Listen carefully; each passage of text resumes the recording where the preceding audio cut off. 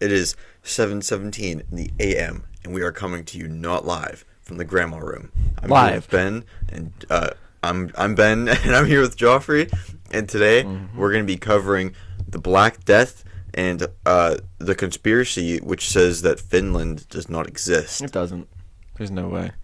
How? I'll lay it all out. I'll lay it all out for you. Did we say what episode it was? Episode 84. 84. 84. 80 fucking 4. Yeah. 16 away from 100, and then we quit. And we quit. We're done. If we don't make any money from it, that's it. We're done. I don't know. I think it's pretty cool if we get to 1,000. I was joking. What if we get to 100,000 someday? What if we get to 1 million? We're gonna have to do podcasts every day. Yeah, we're going to have to Multiple. do it like when we're senile. We should start doing like 3 or 4 minute podcasts throughout the week. Those really fucking stupid ones. Like that 1 Minute Tonight Show. Have you seen that? On Instagram? I think so. Yeah. Yeah. That it was really funny. I haven't seen it in a while. Me neither. I think they started doing like longer form stuff too. 2 minute. Like once Instagram started letting long videos. I see some videos on Instagram that are like 40 minutes long now. Yeah. It's crazy. I never watch them. Yeah. I can't stare at my phone for that long. Well, you want to rip this pig a new asshole? Yeah. I want to hear about Finland. You I'm wanna- I'm intrigued. You want to prove to you why it doesn't exist? Yeah. Okay. Well, here's the facts. Finland doesn't exist. This is a made-up country, Finland, that was created by Russia and Japan. And they have don't they have a history of hating each other? Yeah, they Russia? do. But I guess in the Cold War they were like pretty neutral to each other. And in World War II, which is surprising. Well, kind of. No. No, kind of. I'll get into it. So, this theory was created during the Cold War, and I think it was created during the Cold War. Actually, no, I don't think it was, because it was created on Reddit. So no, it wasn't. This theory was created, and it originates from fishing rights, specifically in 1925, when the Soviet Union gave up a lot of its fishing rights to Japan, without obvious motivation. There was really no reason why they did. Unless there was, because all I did was, I didn't research facts, is research the conspiracy theory. So take all of my facts with a grain of salt on this one. It was just a fun little topic. So during World War II, Japan and Russia existed on opposite sides of the war. Russia being in the Allies and Japan, obviously, Axis. Shit, I already lost my place. Okay, they did not fight in World War II. Except for near the end of the war. So, like, up until the end, they didn't really have it out for each other, I guess. Japan even signed a peace treaty with the Soviet Union in 1941, just before Germany, who was Japan's ally, invaded Russia, which, unrelated, that was like Germany's downfall, was opening up that front. Yeah. So, even though Russia and Japan had vastly different philosophies on geopolitics and being on opposite sides of the Cold War, they always had fairly good relations. They remained pretty friendly up until the end of the Soviet Union, when Gorbachev, he was going on trips to Japan months before the fall of the Soviet Union. So there's only one explanation to this friendliness, and that explanation is Finland. Every time I hear Finland, I hear Patrick at the bottom of the hill, on that hole. Was it the Doodle Bob episode? Yeah. That was after he dropped the bowling ball on his head, right? Yeah, and then he dropped a wrench on him, too. Yeah. Where's the leak, ma'am? So, we don't know exactly when the two countries made Finland up, but we know they did, and it was possibly back in the 1920s. So let me ask you a question, Ben. Do you know anybody from Finland? Have you seen pictures that are definitively Finland? I think so. No, you haven't. I'll get into it. So, Finland isn't actually a country, but it is a huge body of water. It's technically part of the Baltic Sea. This is between Sweden and Russia, so it makes it nice and close to Russia, which I don't understand why Japan's involved, but they are. I was going to ask that because I'm looking at, I knew where Finland was, but just to it's way to the left of Russia. Yes, it's nowhere near Japan. But we'll get into it. It all involves the Trans-Siberian Railway, okay? And the Trans-Siberian Orchestra. So Finland wasn't actually, not the That's not involved. The orchestra has nothing to do with it. Yeah. That's what it's called, right? Trans-Siberian Orchestra. Like the Christmas music. Yeah. Yeah. So, Finland isn't actually a country. Like I said, it's part of the Baltic Sea. So, this fake country would let Japan and Russia fish without restriction from competition, catch limits, environmental negotiations. So, any negotiations on, like, we need to, like, limit our fishing so that we don't cause fish to go extinct, they can fish in Finland, aka Baltic Sea, without any restrictions or any other conditions that would inhibit their ability to kidnap as much fish as humanly possible. So, realistically, kidnap? Yes, I use the word kidnap. Okay. So realistically, it's Japan that does the fishing, even though Russia is way closer. But in return, they have to give Russia a piece of the pie. So Russia gets some of the fish, Japan keeps the rest. Once the fish are caught, it's shipped east through Russia using the Trans-Siberian Railway. This is why the railway was created. It was just to transport fish. Okay. So they ship the fish to Japan disguised as Nokia products on the train. Okay. So Nokia, like cameras. Yeah, cameras, phones, and stuff. Yeah. This is why Nokia is the largest country in Finland. Nokia is the largest company in Finland, or was. I don't know when this was written. So, yeah, as well. This is also why Japan is the country that imports the most Nokia products. I don't know if this is true, but it's what the theory says, and it's also said that a lot of Japanese people don't even have Nokia phones. Like, there was never a huge brand, which I think it was a huge brand everywhere. I just don't think many Japanese people had Nokia phones. Well, they're the ones who made, like, the brick phones, right? Yeah, they're like the indestructible ones. Yeah. But this also explains why many Japanese people don't have Nokia phones, because it was actually fish. Okay? You following yeah, I get you. Where I'm going? So, also people that are from, quote, Finland really do believe that Finland exists, even though it doesn't. People that live there think it's real, when in reality they live in either eastern Sweden, western Russia, or northern Estonia. This is also why Finland is mainly described as a country that is sparsely populated and covered mainly with forests and lakes. Because it's not fucking real. Yeah. There's not enough people in there to justify it being a country, dude. It's water. So, GPS is manipulated to make it look like Finland exists, and IP addresses from the area of these three countries I just said, like, where they actually live, those are manipulated into saying that they are from Finland. So, the person who made this theory popular was a man named Jack, or Raregens on Reddit. That was a really quick overview of the theory, and that's all there is. Oh, that's it? Yeah, so he said his parents taught him this when he was 8 or 9, and since he said, quote, when you're a kid, your parents' word is gospel, so he believed it. He mentioned it on Reddit one day. Years later, it went viral. Now he doesn't even believe this conspiracy anymore, but there's a ton of people that actually do. I don't know if there's a ton of people, but people actually believe it. There's someone out there. Even after he said, like, yeah, that was fake, people still believe it. Like, there's a whole Reddit of actual believers. I haven't looked at it. I need to look at it. So, yeah.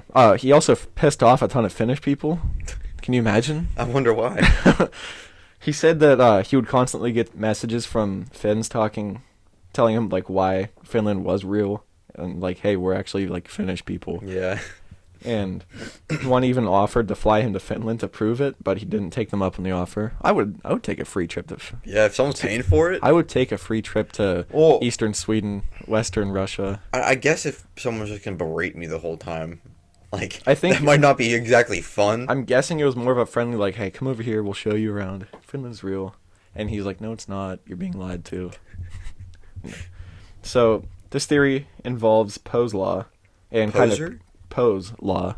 Poser. No, P-O-E, like Edgar Allan Poe. Oh, okay. Like Poe, S. Yeah, law. I got you. And it kind of proves this theory, saying that even the most obviously fake or outlandish internet theories will be believed by some. It says, quote, it is impossible to create a parody of extreme views so obviously exaggerated that it cannot be mistaken by some readers or viewers as a sincere expression of the parodied views. So pretty much saying that no matter how stupid and outlandish a theory is, some people on the internet will believe it. It's like probably the same people that believe in like flat Earth theory. Well, I was also gonna say like some like the drama that like Logan and Jake Paul go through, like the same idea. Like It's just to make money. Just getting little kids to believe that, that's their life, and oh, my life is so crazy, man. Like, come check it out on my YouTube channel, and maybe buy some of my merch. Like him and I are having so much beef. Yeah. And then they make a fight where they each make millions of dollars, and the people think it's still an actual fight. Yeah. We're gonna squabble our differences in the ring. Yeah. Good match. This isn't to make money. This is a grudge match. Yeah, I hate him and he hates me. Dude, but we're gonna go off and party afterwards. Kind of related to this lately, I've been just noticing everything on the internet. It's just like, it kind of started when I watched what's the movie? Don't Look Up, that new movie with Leonardo DiCaprio. Like, it's pretty much parodying like social media and like how crazy people can get and like how stupid everything actually is. And it made me start like noticing it in real life, like how fucking crazy the internet is. Because we grew up with the internet. Yeah. So it's like kind of like, it's just second part of our lives, and like there is actual like fact that you can find on the internet, but then half of it's just so stupid. Yeah.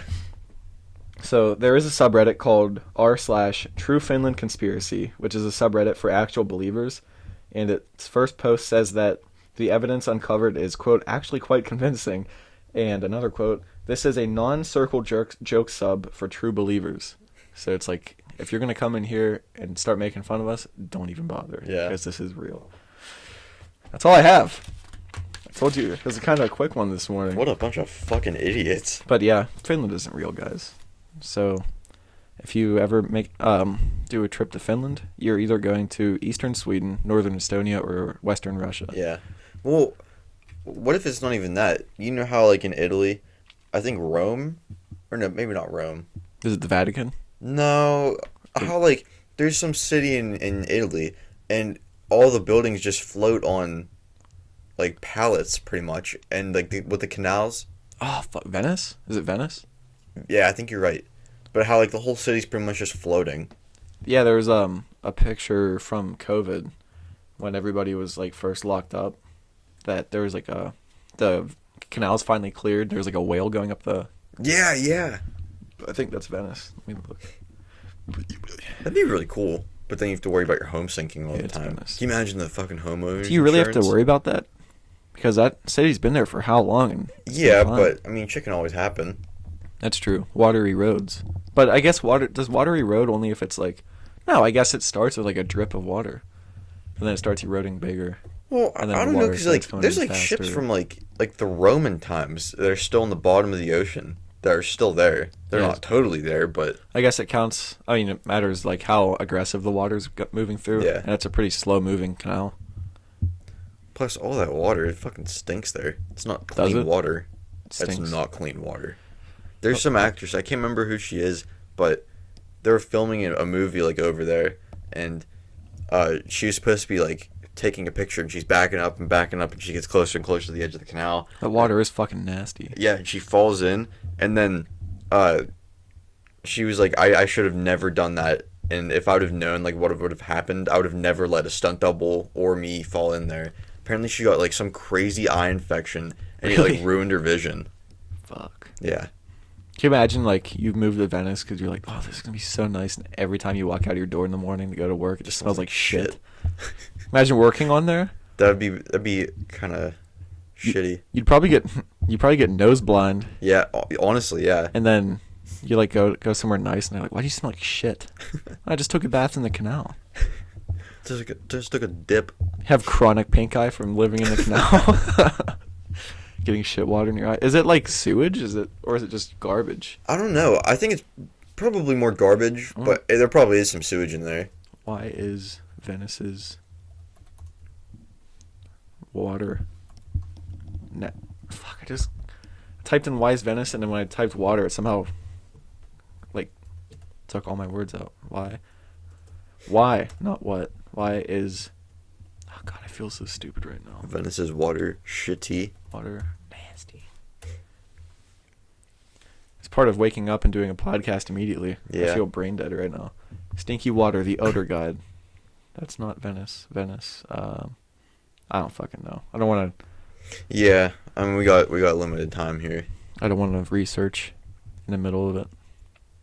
Oh, a couple house cleaning things from last episode. We were talking about Ukraine. Apparently, the ghost of Kiev is not real. Come on. Those soldiers on Snake Island, they weren't killed; they were captured. So they said "fuck off, Russian warship," and then they were just captured. Which I'm not sad that they're dead. I mean, I'm not sad that they're alive. That just took the wind out of my sails, dude. But it wasn't like there's a ton of stuff coming out that's like now people are just saying like this is mainly propaganda. So you can't really believe what anybody's saying on that side, on either side of the war. So yeah. That like actually ruined my day. Really? Yeah, that was pretty sweet. Both those stories, the Ghost of Kiev. Yeah, it was footage from a flight simulator. That's what it was. From Well, a no, video game or something. I know the video you're talking about. My buddy sent it to me. I was like, dude, that's a fucking flight simulator. But like, what about the real one? There's 2 real videos that I saw. It probably just wasn't that guy. It was probably just a jet. So there was no Ghost of Kiev ever. No. But that's bullshit. I thought it was pretty cool that he became an ace in a day, but guess not. Which that's the fog of war. What'd they say about the truth in war? Like there is no truth in war or something because it's all like propaganda from both sides. I fucking hope my story exists. Because Ukraine's saying like they're saying any heroic things. There's obviously going to be heroic things from Ukraine, but they're saying take it all with like a million grains of salt because they're trying to make it look like they're winning. And Russia's also trying to make it look like a peacekeeping mission, so they can't really publish the results of like their battles. So it's like all kind of just convoluted and crazy. So yeah, just that little piece. Did you do a topic relating to them? Not them, but a What? cool badass war story, but don't know how true it is now. Well, I mean, if it's an old war story, it was probably like vetted and shit. But I'm just saying, like when you're in a war, you can't really believe any of the stories until they're proven. Which we were like, fuck yeah, these stories are sweet. Yeah. And then it comes out Just ruined. Well, we're gonna get into your topic. Yeah. Sad boy. I'm doing the Black Death. I have to poop so fucking bad right now. Okay. I'm like sweating. So the Black Death, it's about this guy named Henry Johnson. Before I go further, I got these from blackpast.org and the Smithsonian Magazine. Henry Johnson is somewhat a forgotten hero of World War I who fought in France for the American Army. He was part of an all-black regiment known as the Harlem Hellfighters, and during his time in Europe, he proved himself courageous and a total badass. So, Henry... You said the Black Death, and I thought you were going to do like a plague story. Nope. Okay. No, that's this guy's nickname. Okay. You'll see why, because he's a badass. So, Henry Johnson was born in Winston-Salem, North Carolina, around July 15th, 1897. And when he was young, he and his family moved to Albany, New York. And as an adult, he worked at a train station as a red cap porter, which he just pretty much helped people with luggage and like told them like, this is where your train's going, get on out of here, honky. So after America entered the war, he went and enlisted in the U.S. Army on June 5th, 1917. He was 20 years old, and he was assigned to the New York 369th Infantry Regiment, a regiment of all-black soldiers who called themselves the Harlem Hellfighters. And before he left Europe, he married Georgia Edna Jackson, and on January 1st, 1918, they were sent to Brest, France. Brest. How do you spell that? B-R-E-S-T. Okay. So when they first got to France, the entire regiment was assigned. They were still working like under the American Army, so they were doing like shit jobs like unloading ships and like digging toilets for other soldiers, and just like demeaning tasks like that. Like that was still in the time of like aggressive. Like Jim Crow. Segregation. Yeah, it's like obviously they got the shitty jobs, and their chance came when France they started just like pulling soldiers to like fight Germans. And so Johnson's regiment was requested, and they were sent out to the front lines. And France at the time of World War II had already gotten the whole issue between white and black soldiers, and were able to look beyond that because like all they were worried about was just having troops. So that's crazy to me that like even in World War One it was still like all black regiments. Yeah, because like it's not even close to being a thought today. well, like, that was even the case in World War II. Yeah, and it's just So like what, up until 20 the years 60s, later, right? 20, 30 years later, up until the Civil Rights Movement. pretty much. Did that affect the military immediately too, or is that just like society? I don't know. Well, like even like in Nam, like they were like desegregated. So Wait. by the time Nam came around, It was normal. yeah. Um, so they were sent to the Argonne Forest, which like there's a lot of shit going on there, and they were told to make sure no Germans got past the outpost 20. That's where like the whole regiment was at, and it was just on the edge of the forest. And groups of two were regularly scheduled together for the night shift every night. And this one particular night, it was Johnson's and Needham Roberts' job to like watch out and be like sentry.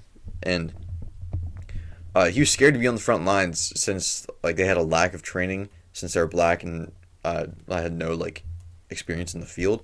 But when the colonel asked him to, like do the job, he told him that they could, quote, tackle the job. So once they got in position, German snipers just they started taking pot shots at the two men, and when they wouldn't let up, they knew something was like gonna happen. So preparing for the worst, the two had got a box of grenades ready in case Germans were trying to storm their position. And around 2 a.m., Johnson said he heard the, quote, snippin' and clippin', unquote, of Germans cutting the barbed wire in front of them and knew they were moving on them. And Johnson told Roberts to go back and get help while he stayed and fought off the Germans so that, they can get more help. And after throwing a grenade, after Roberts ran away, he unleashed a storm of gunfire, which caused Roberts to come back because he was like, fuck, he can't take him alone. And shortly after coming back, a grenade had actually hit Roberts' arm, and he was unable to shoot or fight, so he was just handing Johnson grenades the whole time. And Johnson kept lobbing grenades, but eventually he ran out, and they had Germans coming at them from like all sides. And so I guess France gave him like some gun that they issued to their army, and he started to shoot a French issued gun blindly towards the woods, and he got shot in the head, the lip, the torso, and the hand, but kept on fighting. Did it like graze him, or did it like? It didn't say, but still, like, Yeah, it's fucking crazy. Yeah. And after running out of French ammo, he tried to use American ammo, like a clip, but it jammed the gun. He tried to use it in the French gun. Yeah, and it made it useless, obviously, because won't fire. And with the Germans as close as they were, he just started swinging it at them until the butt of his gun had completely fallen apart. So he was beating after he threw grenades, used all his ammo, and was shot. He started beating Germans with his gun. Yeah, that's not even the fucking craziest part. So they like were on top of him, and he got shot in the head at close range, and he was finally down, but he wasn't down and out. He could see Roberts being dragged away to become a POW, but Johnson wasn't like a nightmare. Yeah, dude. Fucking nightmare. Like, this is some shit from a video game or like a movie. But he was not gonna let that happen. So the only thing he had left on him was a bolo knife, and he got up and started swinging at the Germans before they like knew what was happening, and he saved Robert's life. But like while he got up, he had got shot with a pistol, and so that made the 21st shot that he took on that night. Holy shit. Yeah. Was he captured? No. So like he kills those Germans, and then like I don't know if the rest ran away or what happened. Probably. What the fuck? Yeah. That would be terrifying. Imagine being on the German side and seeing that shit happen. That'd be fucking wild. Getting ambushed by one fucking person. I'd just be like, fuck this. Yeah. I'd be out of there. So the next morning, Johnson and Roberts realized he'd killed 4 men and had injured at least 20. Holy shit. after everything was said and done, the two men were awarded France's highest military honor, Croix de Guerre, or de Guerre, something like that. Coup de grace? Coup de, Is that what that is? maybe coup de grace. How do you spell that? I'll look it up. Croix. Corix. Oix. Oh, fuck. I just Corix. Du. Du. Guerre. Gue. Okay. I looked it up earlier, but that was like an hour ago. Or look up the pronunciation. All right. So, and this, like, they got these medals in front of, like, the entire French, like military, which I thought was pretty cool. And, like, not only were they getting this in front of the entire military, but they were the first two American privates to ever, like, get one of these before, which I thought was pretty cool, too. And so Johnson's, his had an extra, like, thing to it. It had the gold palm for his bravery. Gold palm? Yeah. I don't know what it is, but I guess it's just something they add, like, to the medal itself. And I thought this was pretty cool, too. Teddy Roosevelt also named him one of the five bravest Americans, unquote, to fight in World War I. Which I thought that was pretty cool that he's getting recognition from the president. Mm-hmm. Yeah, especially during segregated, like, times like that. In 1919, like, after the war was over, they were sent back home, and they had a massive parade in New York City. And, like, what? I just played it in my headphones. It was Croix de Guerre. Okay, Croix de Guerre. Coup de grace. So, actually, like, one of the more famous pictures of him is in this parade, and it's him in this, like, super old Cadillac, and it has, like, the top down, and he's sitting in the back, he's, like, waving at everyone.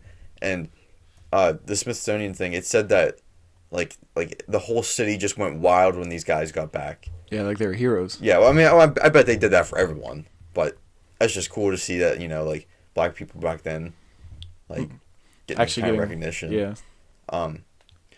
Actually, I guess I can't say that they got, like, recognition, but, like, I'll get into that in a few minutes. Life after the war was pretty hard for Johnson just to resume his daily life. He had never received any sort of payment to help with his injuries suffered in France, which meant that, like, everything that he needed done to him, like, either he just didn't get it done or it came out of his own pocket. Was that because of his race? I think so, yeah. Before, like, was there a VA back then? What was that? Like, the Veterans Affairs, like, that's you get, like, medical treatment after you, I guess during and after your service. Well, like, it said that, like, there was no record of him doing that. I don't know if it was because he was, like, technically fighting for the French at the time. Oh. But I don't know if that's why or if it's because he's black. I wonder if he could have gotten, like, treatment in France after that. I don't know. Because I would think they would. And everything. I would think they would. Ow. Owie. What's the matter? You have one of those really thick hangnails in the side of your toe. Yes. Like, I just pulled it up on the carpet. Dude, I'm such a hero that I'm podcasting through this pain. Yeah, dude. Plus you have to poop. That kind of went away. Good. And if you hold it long enough, it just kind of fades back. That's fucking crazy. We need to do more topics on, like, people like that. Mm-hmm. Like Medal of Honor. Well, he never even got the Medal of Honor. I mean, like, of that. Yeah. People of that ilk. So, like I said, the reason for this, there was never a record of this happening in, like, U.S., like, files. And this is also the same reason he was denied a Purple Heart. So that's a big swing and a miss. See? Yeah, because he obviously deserved one. Yeah. At least one. But when it came... This is where it got a little fucked for me. When it came time to promote, like, Victory War stamps, he was used on posters everywhere. So it's not like that we didn't know that he did this, like, so cool they shit. recognized that he was a hero, but then they didn't give him medical treatment? Yeah. For what he did? There was an example of something they had on a poster. It was like Robert... Or not Henry. Robert Johnson. Henry Johnson licked, like, German troops. Or, like, how many war bonds are you gonna, like, something like that. So, like, obviously they knew he did some cool shit over there, but they just, never paid him or anything. Said he did win the Medal of Honor. He didn't win the... Was that posthumous? Like... Yeah. So he continued working at the train station in New York where he had worked, like, before he left. But it said that he had like, a metal plate in his foot that I don't know if it was like I would guess it's from like a grenade or something. Mm. But like that like hurt too much walking around on it all the time, and so after he quit his job, he started drinking, like to help his pain, and like he drove his wife and kids away soon after, and 1922, oh, Jesus Christ, 1929, he died after 10 years of agonizing pain of war, like from war, and like everyone just kind of forgot about him afterwards. Mm. Like he died like super poor. He didn't die in like extravagance or anything like that. So for a while, like everyone just like totally forgot about him except for like his family and like maybe people who served with him. I don't know. But in 1996, Johnston was finally awarded the Purple Heart by Bill Clinton, and for 72 years, the few people who still even remember Johnson thought he was buried in an unmarked grave in Albany. They actually thought he was just buried, like just thrown in a field somewhere. They didn't even know where he was at. No. But after a while of like digging through like cemetery archives and stuff like that, there was a William Henry Johnson that was buried in Arlington Cemetery, but that's not his real name. So his family thought like, oh man, like where the hell could he be? And they started going through paper like documents, like old documents, and they found his name in there. So that it was a wrongly marked grave, I guess. Okay. And so they realized that he was buried with like full military honors, like even back in like he was. Yeah, like back in 1929, which is still pretty cool. Yeah, it's good that you got like at least recognition. Yeah. But I mean, maybe he should have got that. Not maybe, he should have got that while he's alive. Yeah, absolutely. At least he, got that. When did he get the Medal of Honor? He didn't get the Medal of Honor. It says I just found a thing. It says Sergeant Henry Johnson Medal of Honor, World War I. It's I was looking at the Smithsonian story, and there's a guy who like did all this research about him, and he's like he should have the Medal of Honor, but it never said he got it. I didn't know if it was one of those things where like years later after he died they gave it to him. It looks like it. Oh, he got a citation for it, like he was put in. He just never got it. Yeah, which this guy should totally get it. Yeah, it's kind of fucked up he didn't. Yeah, I have seen this guy's picture before. It was on Instagram. That's where I first saw it. I just found on CMOHS. It's a website. It has like a list of all the people that got it. There's 3,511 people that got it. We should definitely do more of those. And that was a cool story. I'm gonna guess the picture you saw of him. He was smiling and he's wearing like his uniform. Yeah. That was right after he got the Croix de Guerre. De Guerre, yeah. That's sweet. Yeah.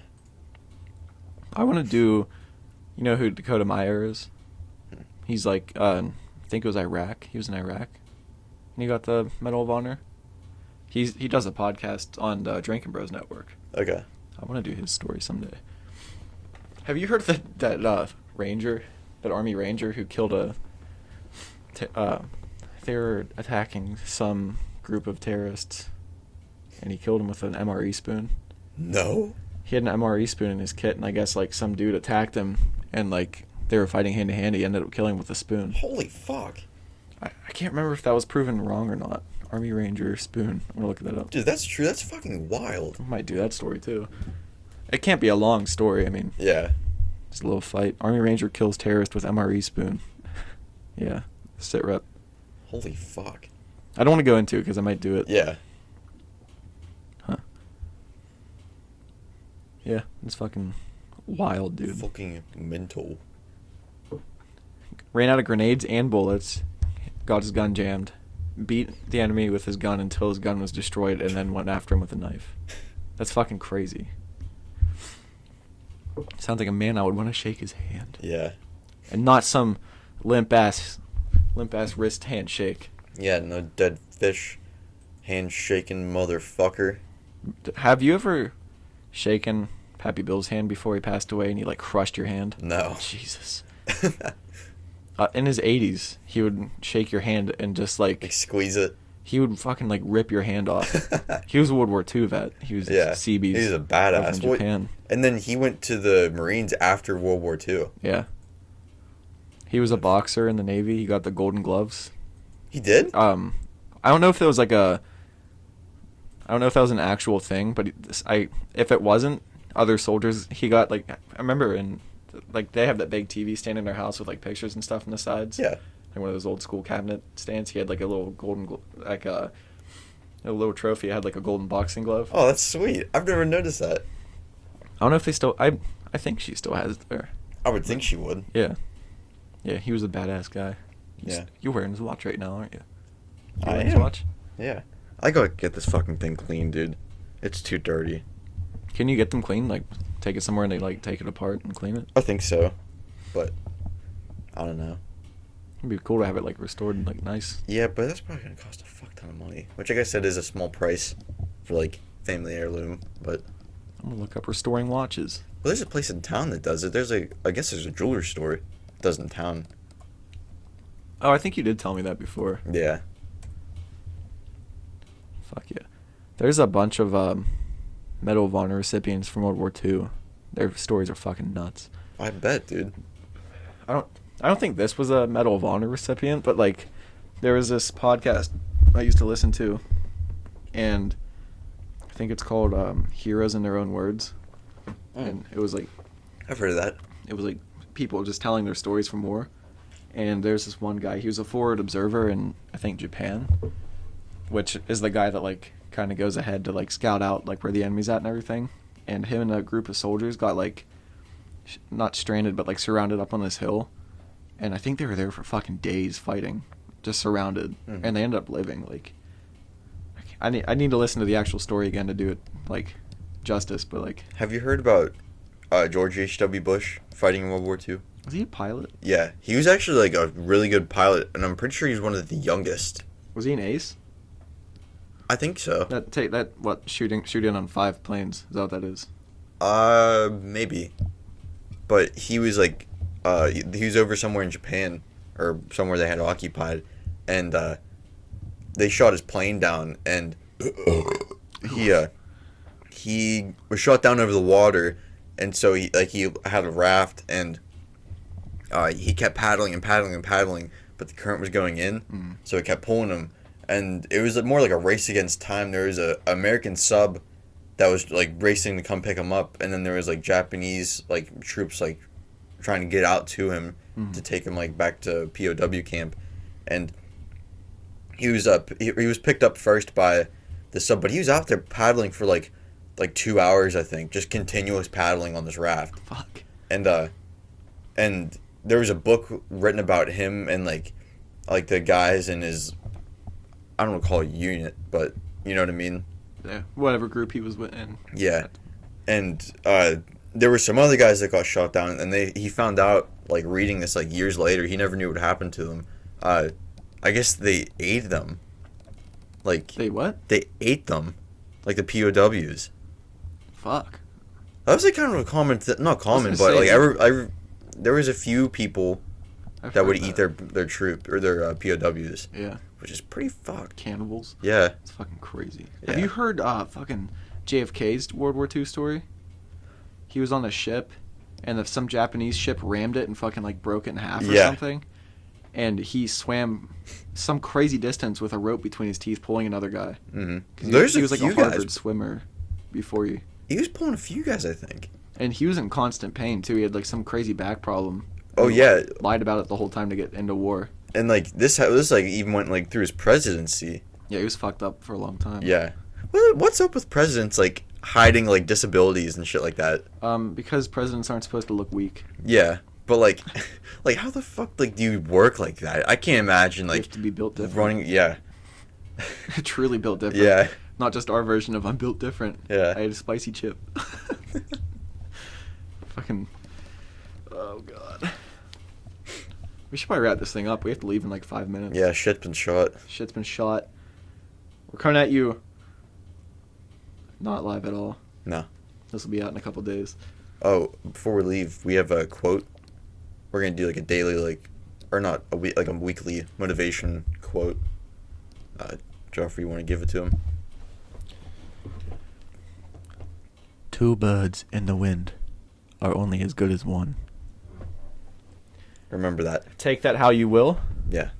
Interpret it however you want, because I have no idea what it means. But it's inspirational. Yeah. Follow us on Instagram, Grandma's Room Podcast, Twitter, room_grandma.